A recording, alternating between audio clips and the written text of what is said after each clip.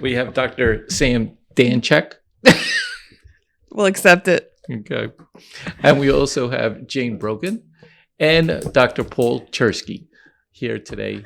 All to discuss resiliency and how we're actually looking at resiliency through the lens of the new infrastructure bill that has been passed by this administration. As you know, there's been over $1.2 trillion that's going down from the federal to the state to the local governments in order to make certain that their infrastructure is more resilient going forward. It is the first time that I find in history that you have the entire federal market space actually defining one definition for resiliency, which is going to be significant for us and our clients moving forward. So with that, I'd like to just take a moment so everybody can introduce themselves. Good morning, everyone. Dr. Samantha Danchek. I am APTIM's Climate and Coastal Resiliency Lead based in South Florida, coastal engineer by training, and very excited to be here today. Hello, I'm Jane Brogan. I am APTIM's Community Development Block Grant Disaster Recovery Lead, and I'm very excited. This is my third day, so please be nice to me. Welcome, Jane. Welcome, Jane. Yeah, I'm Dr. Paul Chersky. I'm APTIM's Senior Director of Resiliency. I'm excited to be here in this discussion. I think that resiliency is something that is really coming to the forefront now, and I think there's a lot of good discussion we can have here today. I'm excited. So the first question I'd like to throw out for everybody, let's talk about equity. Right. This particular administration took this particular bill, made equity a cornerstone for these dollars going out into the market space. But how is it affecting each of our individual clients within that space? So I'll bump it over to Jane first to talk about equity from her perspective in regards to the CDBG HUD area. Particularly with the HUD funding, they are very focused on helping LMI communities and households, and rightfully so, because the most impacted usually by disasters and climate change are those most vulnerable communities in different types of demographics or low and moderate income households. And so HUD has really started to focus on looking at resiliency as a whole community and how we can do that for LMI communities. There's a lot of work that has already been thought about in the disaster recovery world about how to make individual households or affordable housing buildings more resilient. But now the shift is, how do you work into the systems? How do you better prepare these communities for future sea level rise and climate change, and better protecting them? And what can you do with all that? And as I see from the emergency management arena, when you're talking about making sure we're having equity for those people that are trying to recover from a disaster, that there's still a lot of work that we have to do, especially in the FEMA space, because we have to make certain that people have access to these disaster recovery dollars. But there's a lot of issues that come up community to community that make a difference in making sure we're understanding the community and how to make it more resilient going forward once these dollars are put into play. So with that, though, I'd like to also throw a question over to Sam. What is the potential for the infrastructure bill funding to stimulate public-private partnerships, and what types are needed in the resiliency market space in order to enhance resiliency in those communities? Well, perfect segue. So I think South Florida, Florida in general, has an extreme need for affordable housing, right? As much of the country does. What the infrastructure bill is going to do is allow opportunities to start thinking about, yes, we have this affordable housing need. We also know that, as we have hurricanes and we have loss of power, we have a need for redundant energy systems. Mm-hmm. And so what are the opportunities to think about? And also with recovery, right? We need a lot of, kind of a place setting for where people can go to recover and to kind of get the resources that they need. And so resiliency hubs are an opportunity to bring together all of the kind of the solutions to that problem.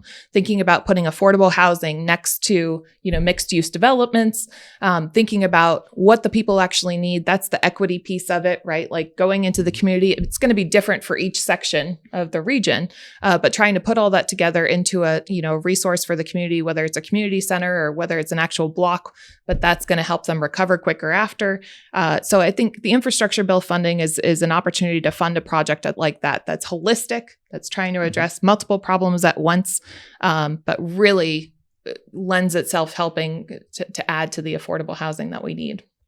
So one of the examples that I've seen is actually in Oakland, California, where any decision that they make in Oakland, knowing that a lot of it meets that LMI standard, how is it that they're making community decisions on making that particular community more resilient by looking at an equity questionnaire?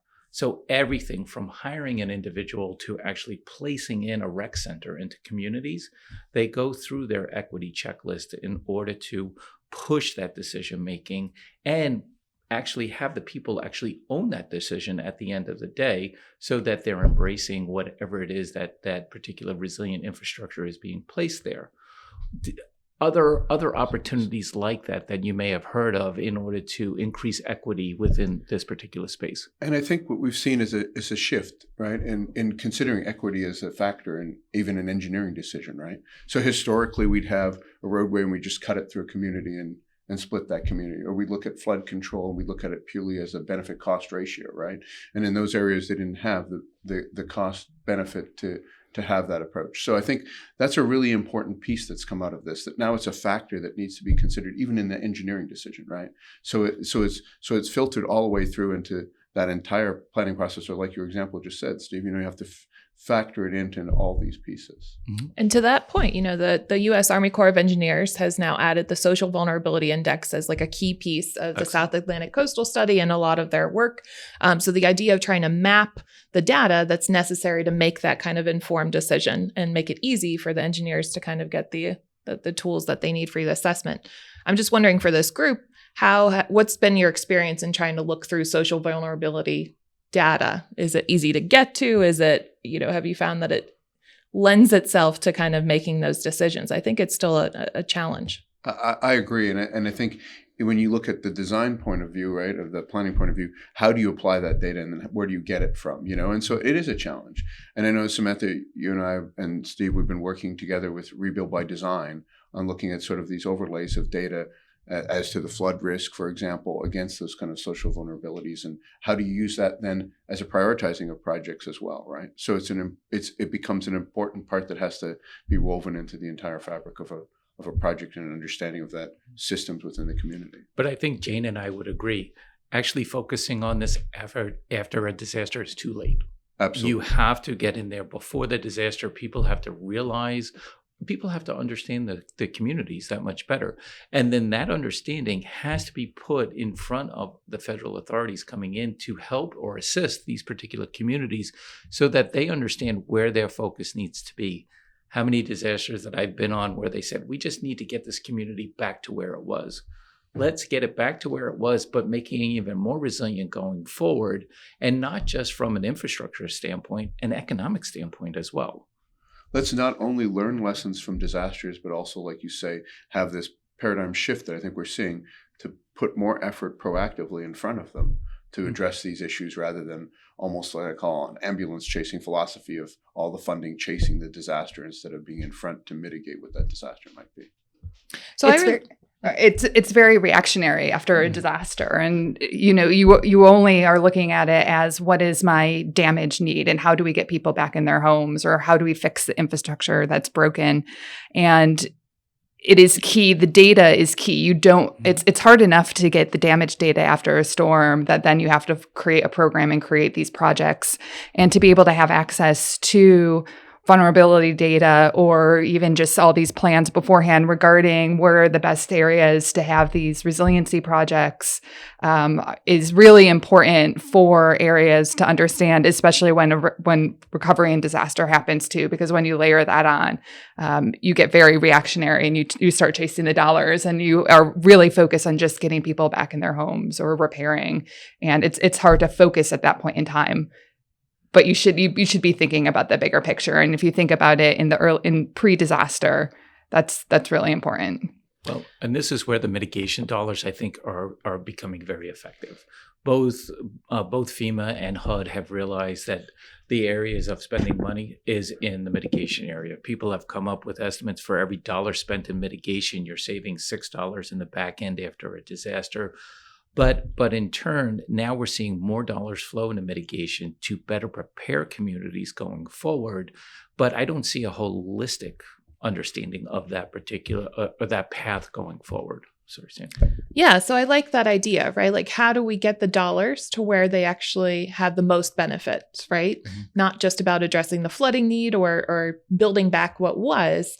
And that's why I kind of like the exercise we're going through with Rebuild It by Design is not just looking at the social vulnerabilities, but trying to understand like where specifically could economic development be stimulated because people are already moving there. Like, where is the density change, occurring across our states?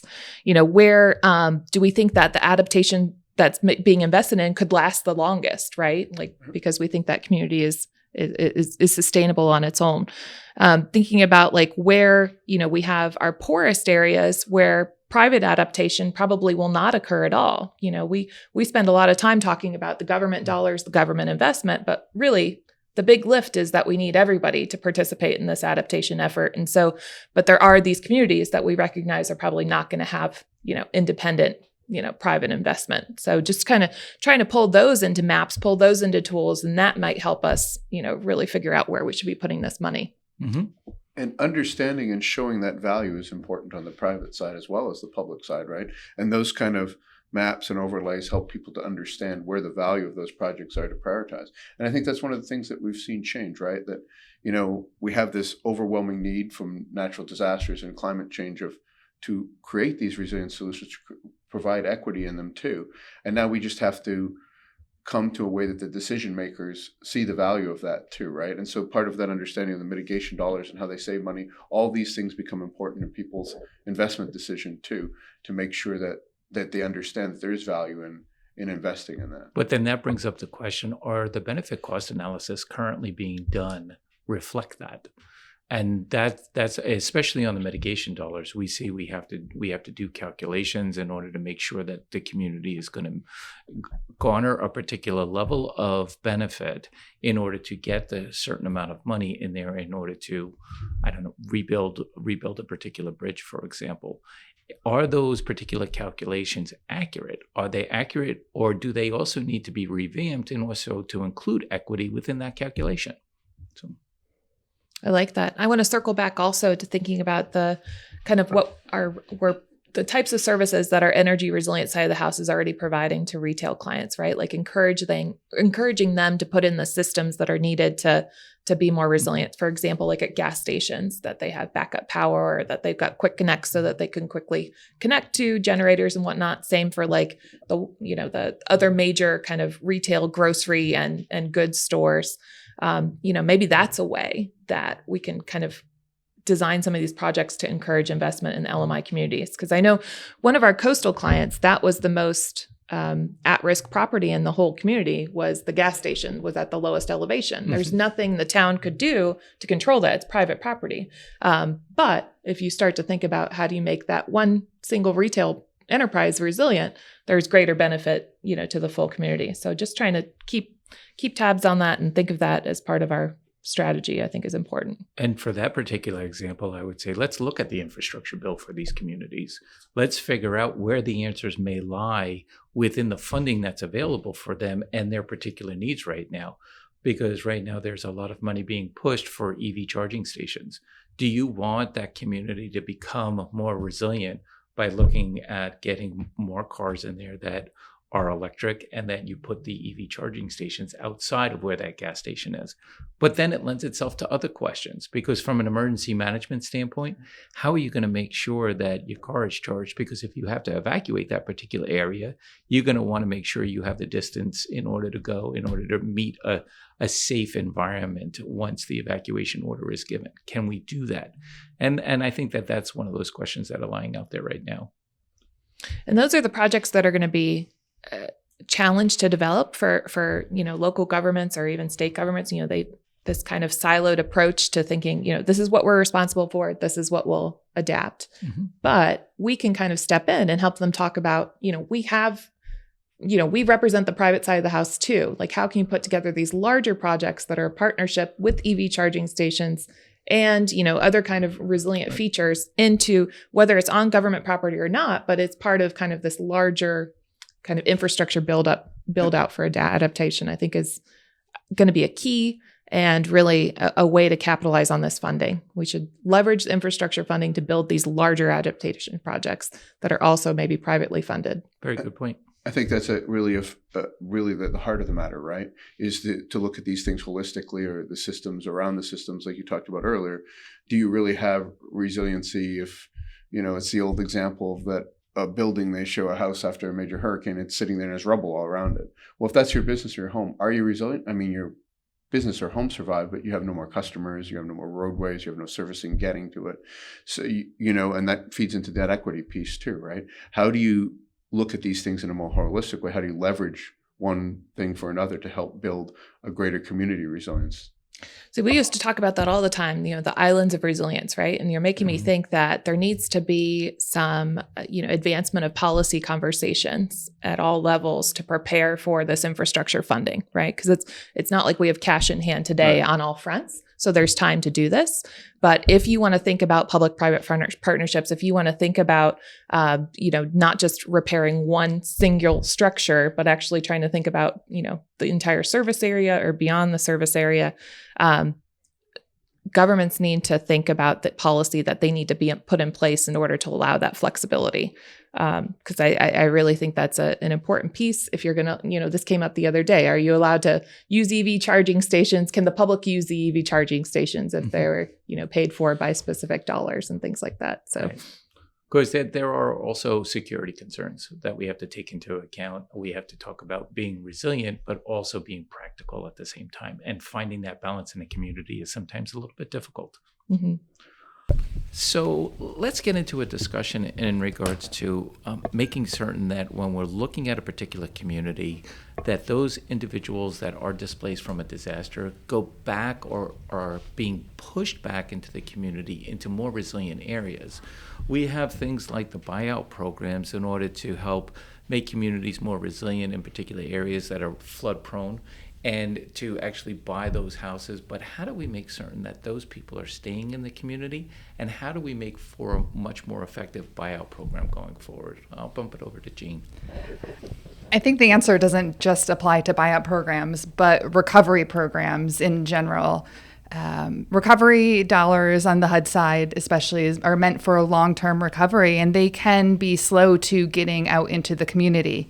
There's a long planning process and approval process because HUD grants the funds to state and local governments. They don't implement the programs or develop the programs themselves.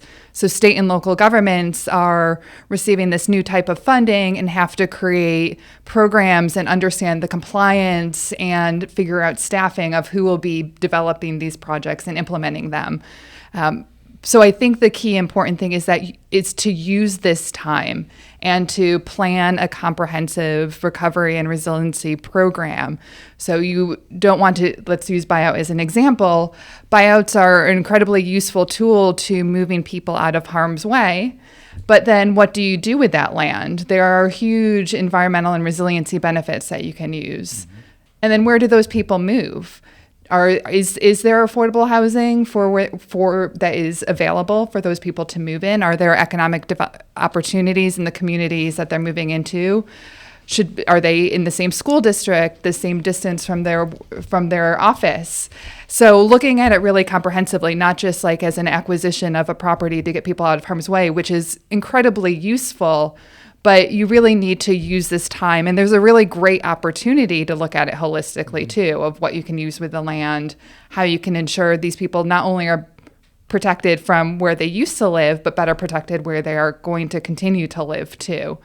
So I think it's really using that time. You have a lot of opportunity and time with either the CDBG DR dollars or even in the infrastructure bill that this funding is coming. We know it, but it's not here yet. So let's think about how we're going to be using these funds, how these projects can be best used to support the communities.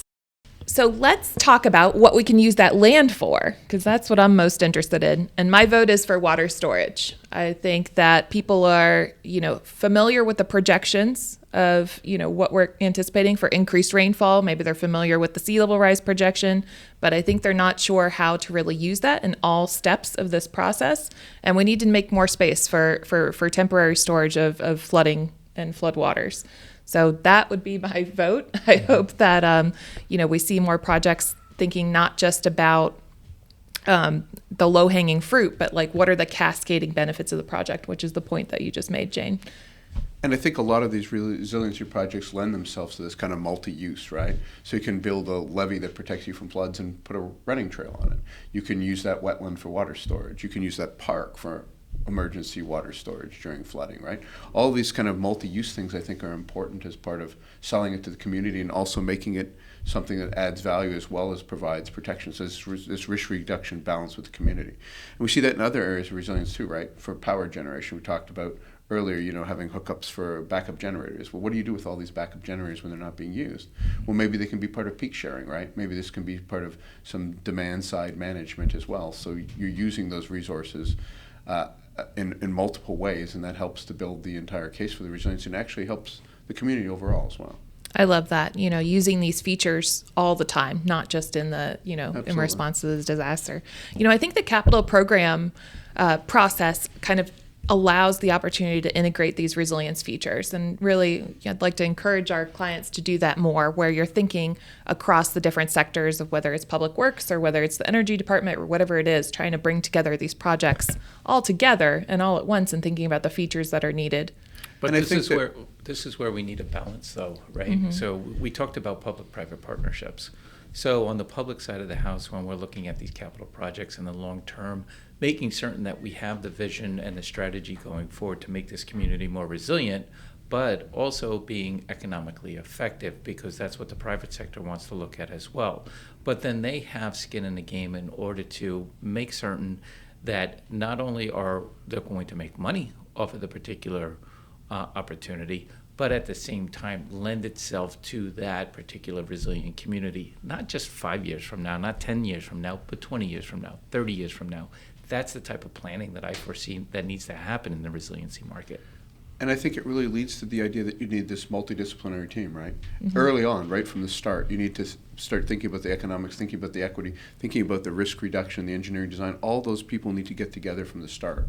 And I think that's really, to get your true resilience, you need that entire team so that all those elements work together, so that in the end you have this resilient system that's within another system, and all those pieces work together. And it really calls for that kind of collaborative spirit right from the beginning of these. Historically we've done projects where we might engineer a flood control, and then later we call in some environmental people and go, hey, how can we improve the environment on this? But if you do that right from the beginning, you might find again these multiple benefits, right? That we can build something that's environmental and reduces risk and provides recreation space for the community. So I think that's really a key part of this, is to have assembled a team that can look at all those things right from the beginning and think of this in a very collaborative way, so that these aren't add-on pieces but one holistic whole. But just this discussion is a primary example that needs to be put out there, as regarding we have 4 individuals from 4 different areas of this country from 4 different disciplines. And in turn, you could see the dynamic interface that we have here today in order to make sure that we're bringing up all of the different components that need to be considered with resiliency.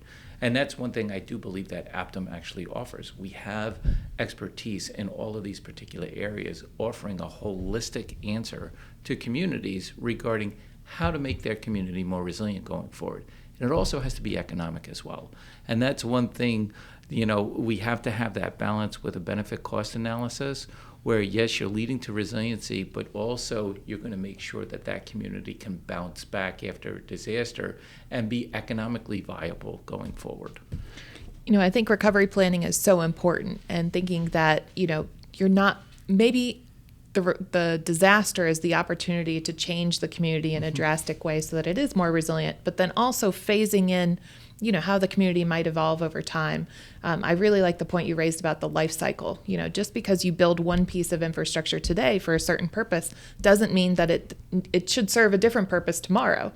So helping with that kind of the visioning and thinking about all the ways that the community will need to change over the planning horizon of 20, 50 years or beyond, that's the fun part of resiliency too, is that it can change. It really is a full cycle, like you Right. say. And what's interesting about that is, you talk about the pre-planning, and then there's also something we can't forget, the kind of post-incident reporting, right? Gathering that data of what have your lessons learned and then adapting that plan. Because one of the weaknesses we've had in the past with sort of funding, and I've sat at conferences where people present these engineered solutions and people in the audience will say, well, why did you do it like that? Wouldn't it be better to do it like that? And the presenter goes, yes, it would, but we were only funded to replace what was there. And I think that's a real challenge, and it's a shift that we're starting to see now. And I think that's part of that whole cycle, is being able to not just replicate what was there, but think about how can we do it better so that we come back more resilient.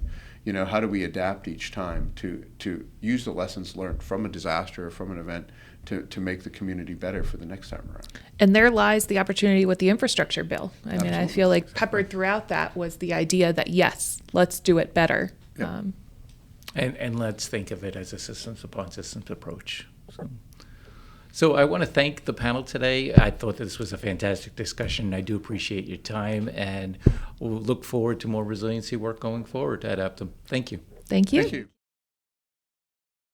So, Mark, thank you for joining us today. We wanted to get your perspective regarding APTIM's future in resiliency and how we view equity as part of that definition of resiliency for APTIM. Yeah, it's a fantastic question. I think I would take the equity part of it first. Number one, at the heart of what we do, when we do it well, we sort of enable the most basic needs of communities and citizens. That is clean water, clean air, and a natural and built environment that serves the well-being of people and their families.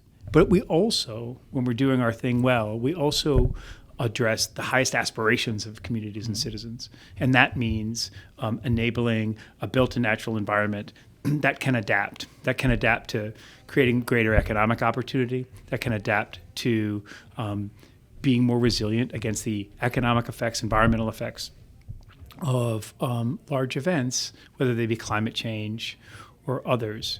The way we do that is by bringing together talented people who understand the engineering and design parameters of the built environment, who have a deep understanding of environmental regulation and science, and who also live and work and understand the social dynamics of the communities that we serve. For us, resilience is our highest calling. It brings together the most basic methodological capability of our company, engineering, science, and others, and also our connection to these communities where we live and work. APTIM is a little bit unique in the sense that we're not as geographically diverse as some of our peer firms. We are focused principally in North America.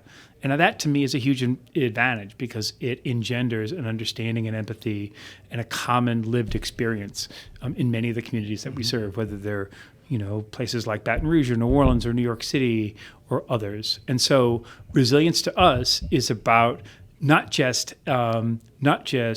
designing sort of more enduring sort of built solutions, but making the communities where we live and work more resilient to a range of impacts. It, to me, is a fundamental aspect of environmental justice, which is that every human being deserves to live in a place that is not only healthy and safe, but also is as resilient as it can be to the impacts of lots of changes, natural and otherwise. Yep. Hi, Mark. So in your personal experience, what would you say is a key strategy for future-proofing, a corporation?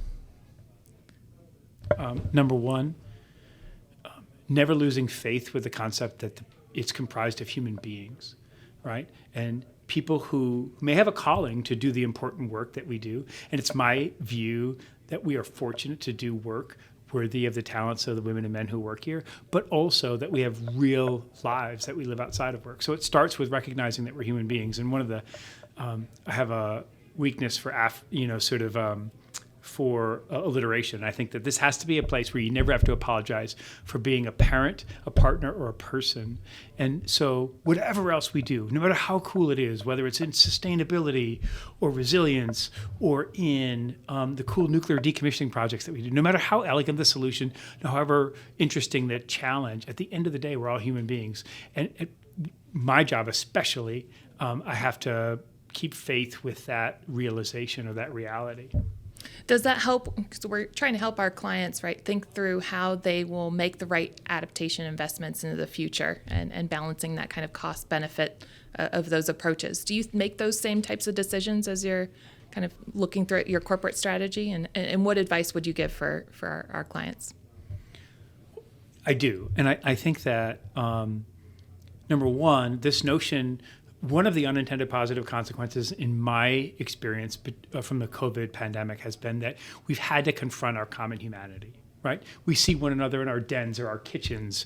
We see, crying children or someone who has to excuse themselves to take care of an aging parent. And to me, that recognition of common humanity is what I hope will be a sort of enduring effect of the pandemic. But that also means that we have to make some of these adaptations enduring adaptations, i.e. that we don't need people in the office all the time, that they can do their work in a way that balances their life. And we're focused very much on the physical location, but it has other manifestations as well, time, not only space. Some people prefer to be in the office because they like that social interaction, that vibe. And I have the same obligation to provide that to them.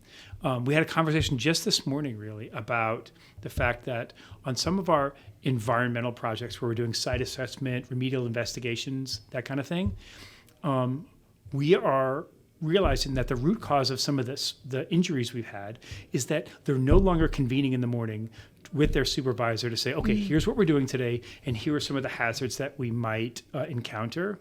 And so my view is, if the reason we allowed people to work from home was to protect their well-being, if an important part of their job is to protect the well-being of their colleagues, then, and I'm sorry, we need them in the office on those mornings so they can have that tailgate discussion and talk about those hazards.